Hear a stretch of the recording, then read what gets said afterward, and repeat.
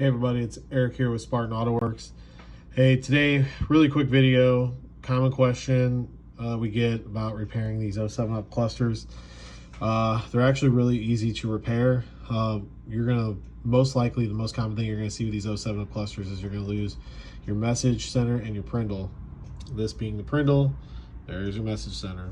Now what causes that? Well, there's this little guy right here, this little MOSFET that goes bad. 99% of the time it's bad. I've had some that are so bad they've blown apart and kind of taken the traces, and you got to jump the traces. This one here, really easy fix. It's the base of it is not making contact with the pad anymore. So all you got to do is resolder that base and plug it back in, and she'll be good to go.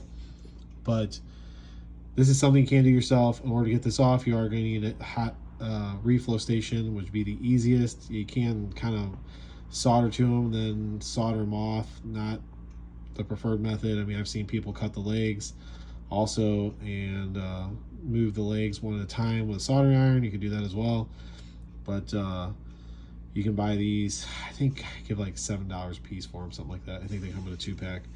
Maybe they're $10 for a 2-pack, something like that. They're super cheap, but you can get the MOSFET right there, replace that guy, or resolder. Like I said, this one here just needs to be resoldered. Resolder the pad and it will be good to go.